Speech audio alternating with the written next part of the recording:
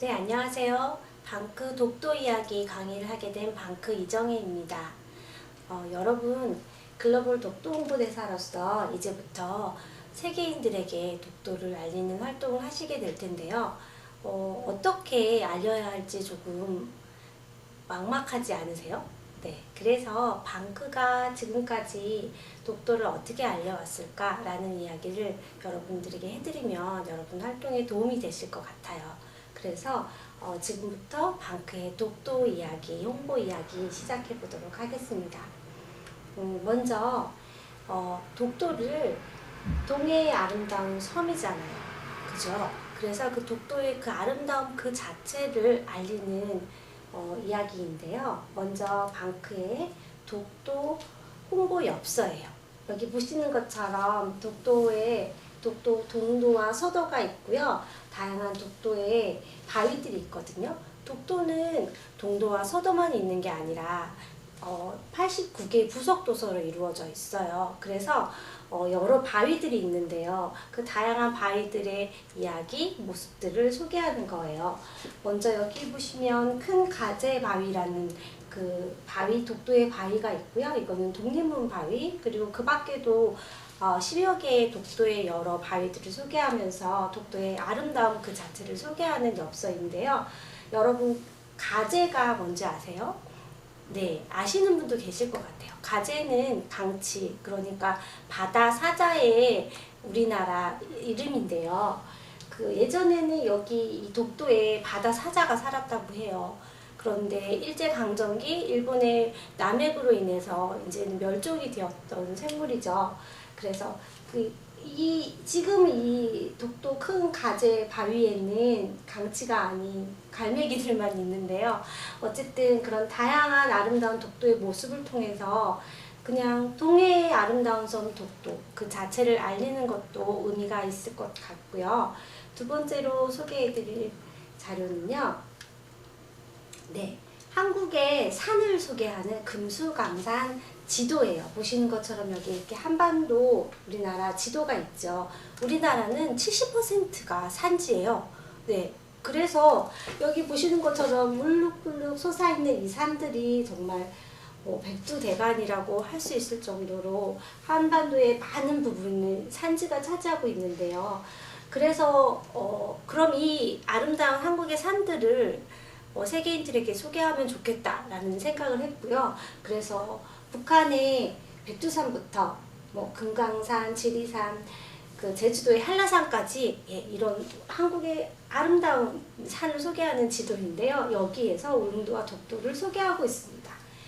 이상하지 않나요? 울릉도와 독도는 섬인데 왜 산을 소개하는 자료에 있을까요?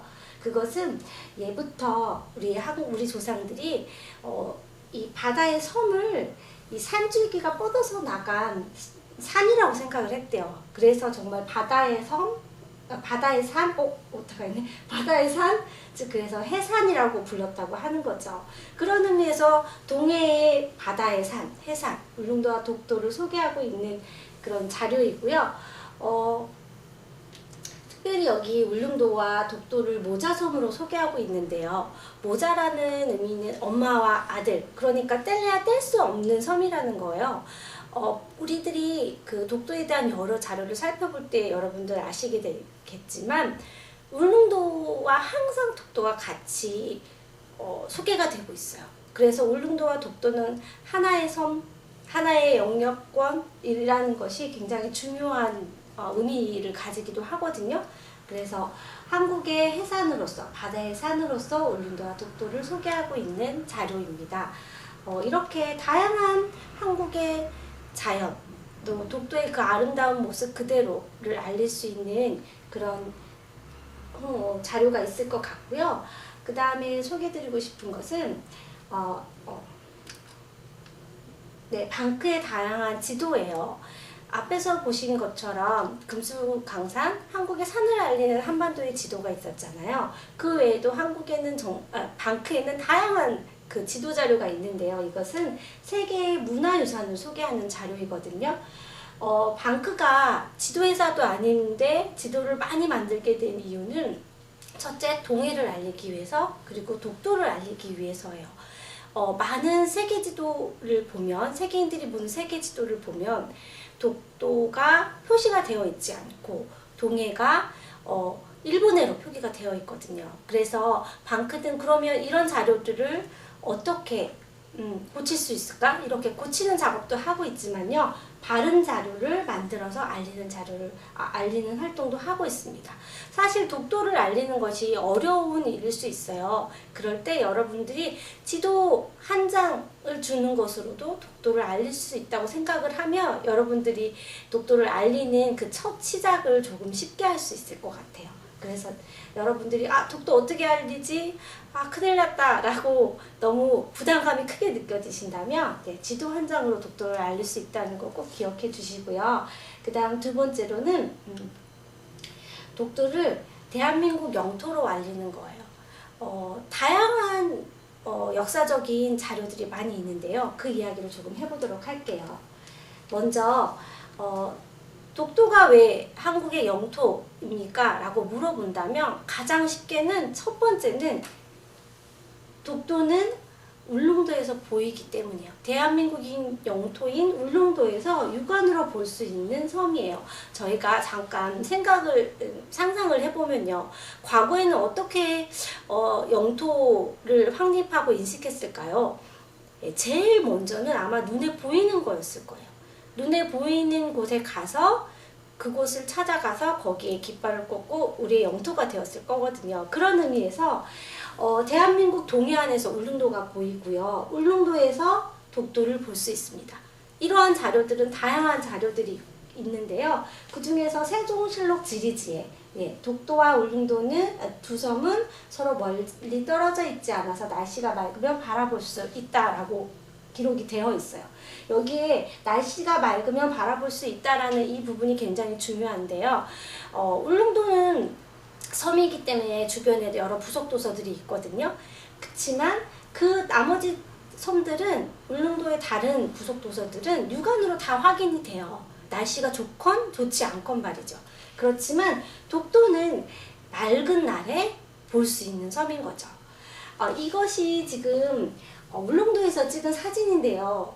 여러분 울릉도에서 독도가 정말로 보이는지 궁금하시잖아요. 이게 그 카메라에 잘 잡히는지 모르겠지만 여기에 보면 독도가 보여요. 그리고 이런 자료들 여러분들 독도를 알리는데 활용하고 싶으시잖아요. 그럴 때 방크에 플리커 계정이 있거든요. 플리커는 여러 사진들을 모아놓는 데이터베이스 플랫폼인데요. 여기에 가시면 방크가 찍은 독도 사진이 있어요. 그래서 여러분들이 독도를 알리실 때 활용해 보시면 좋을 것 같고요. 그 다음에 두 번째 자료로는 일본의 자료들을 좀 소개하고 싶어요. 17세기에 그러니까 1600년 90몇 년 이렇게 17세기 말에 울릉도와 독도를 두고 조선과 일본이 분쟁이 있었거든요. 그래서 일본의 중앙정부, 일본의 막부에서는 궁금한 거예요. 울릉도와 독도가 일본의 땅인지 아닌지. 그래서 물어봤어요. 도토리번이라는 지방정부에게 물어봤는데 오늘날의 시마네현을 그 지역을 말하거든요.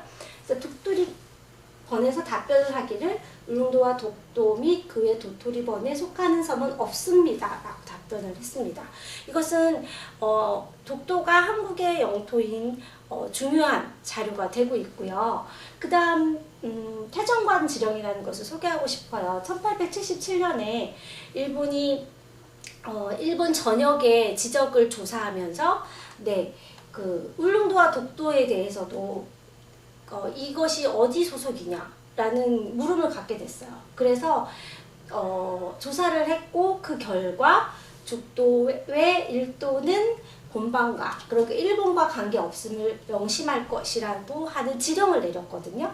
그런데 여기서는 울릉도와 독도라고 표시를 했는데 원문을 보면 일도라고 표시가 되어 있어요. 이 일도라는 것이 독도가 아니다라고 일본이 주장하기도 했는데요. 너무나 다행스럽게도 태정관 지령에는 첨부지도가 있었어요. 근데 그 지도를 보면 이것이 좀 확대를 하면요. 여기가 울릉도고요. 여기 작은 섬이 독도이거든요. 독도의 동도서도를 정확하게 표시를 하고 있어요. 그러면서 이 독도는 울릉도에서 얼마가 거리에 있고 또 일본의 오키섬에서는 얼마의 거리가 있다라고 소개를 하면서 네, 이 울릉도와 독도가 일본의 영토가 아니라는 것을 확증한 것이죠. 그래서 일본의 자료들이 또한 울릉도와 독도가 일본의 영토가 아님을 말하고 있기 때문에 네, 한국의 대한민국 영토 독도를 소환해 좋은 자료가 되고 있고요. 다양한 자료들이 있어요. 한국에 대한 제국 칙령 같은 경우는 여러분들 다 아실 거고, 이것은 일본이 종전을 선언하고 패망한 이후에 연합군의 그 군정의 지도를 받았는데 그때 연합군 최고사령관에 보낸 각서예요. 보시면 울릉도와 독도가 코리아, 한국의 영토로 표시되어 있는 게 보이고요. 이 샌프란시스코 강화 조약으로 인해서 전범국 일본은 다시 국제사회에 다시 등장하게 되었죠. 정상적인 국가로서 다시 등장하게 되었는데요. 한국에 대한 모든 권리를 이 청구권을 포기한다라는 이 조항이 샌프란시스코 조약에 있어요. 이렇게 다양한 여러 자료들을 여러분들도 독도를 알리실 때 사용하고 싶으시잖아요. 그래서 알려드릴 거야. 이게 방크에서 만든 자료예요. 그렇기 때문에 여러분들도 방크 wisdom.prkorea.com이라는 사이트에 오시면요.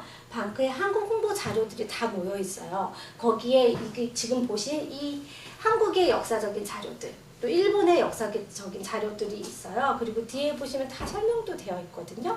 그래서 여러분들이 독도가 대한민국 영토임을 알리실 때 유용하게 사용할 수 있는 자료라고 생각이 듭니다. 그 다음에 다양한 카드 뉴스도 제작해서 소개하고 있는데요. 독도가 일본 제국주의 침탈 과정에서 희생되었던 한국의 영토이잖아요. 그래서 그런 일본 제국주의 과거사들을 소개하는 여러 카드 뉴스를 만들고 있는데요. 지금도 계속되고 있는 70년 동안 계속되고 있는 일본 교과서 왜곡, 그리고 동해, 그리고 일본 산업 근대 시설이라고 하면 여러분들 잘 모르실 수 있는데 군함도라고 하는 이 섬에 한국의 노동자들이 강제 징용을 당해서 여기서 많은 희생이 있었던 곳, 그리고 또 우길기, 이런 잘 모르는, 세계인들이 잘 모르는 일본의 과거사 문제를 소개함으로써 독도도 그와 같은 맥락에서 이해되어야 한다는 소개를 하고 있고요.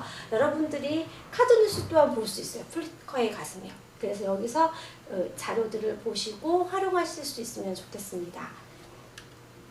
그 다음에는 mavispeak.com이라는 저희가 사이트를 만들었어요.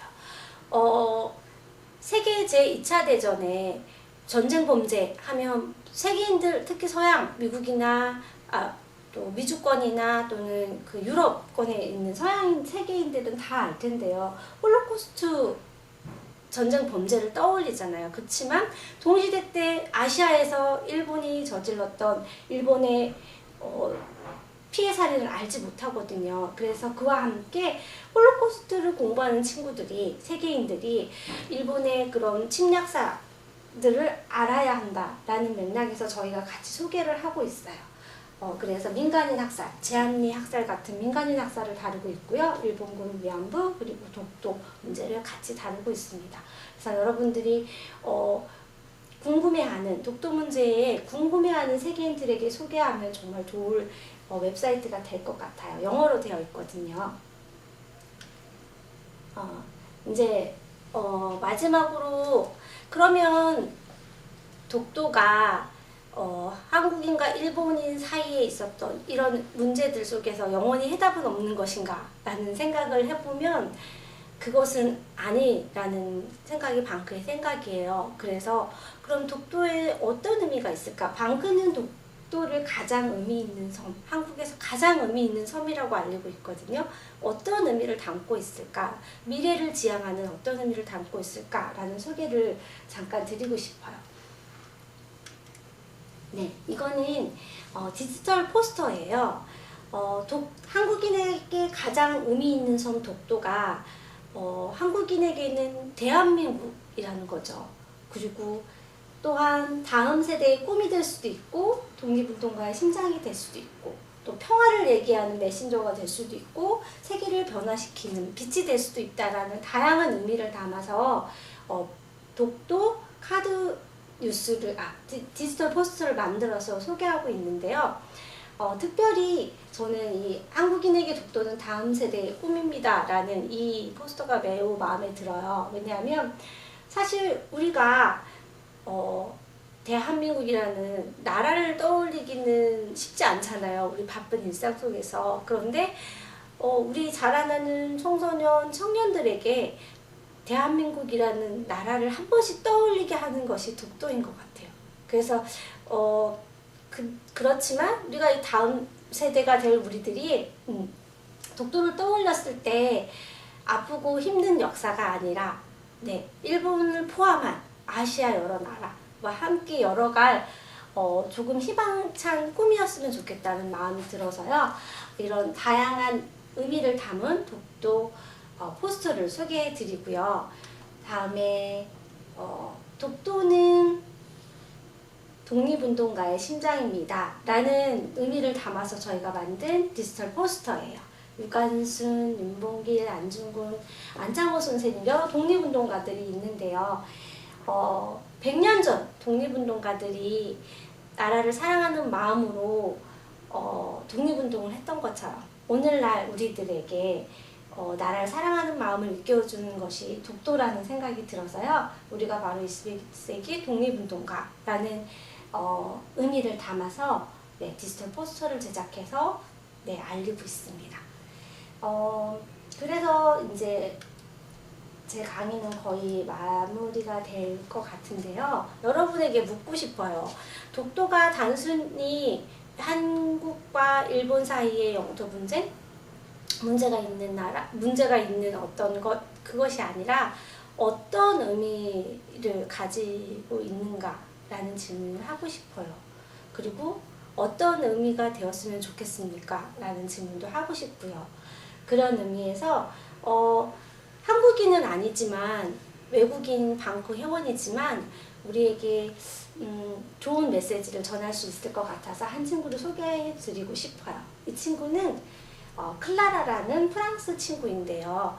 방크에서 인턴을 했었어요. 근데 이 친구가 해마다 방콕 회원들과 같이 가는 독도 탐방 캠프에서 독도에 관한 에세이를 썼는데 이 친구가 대상 1등을 한 거예요.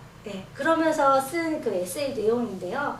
나는 독도 홍보대사 클라라입니다 라고 하면서 굳이 독도를 이해하는데 한국인일 필요는 없다. 독도의 문제를 이해하는데 그러면서 독도가 다양한 의미를 전해주고 세계인들에게 영감을 줄 수 있다고.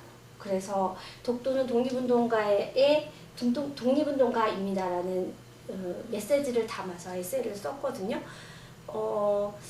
방크도 독도는 21세기 독립운동가의 심장입니다 라는 메시지를 가지고 세계인들에게 독도의 의미를 좀 더 깊게 다양하게 알리기 위해서 노력을 하고 있는데요.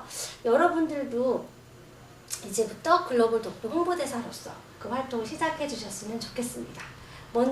제일 먼저 세계인에게 독도를 알려야 하니까 여러분들 외국인 친구가 있어야겠죠. 그래서 그 친구를 사귈 수 있는 사이트를 소개해드려요. 한국말로 친구.prkorea.com 사이트인데요.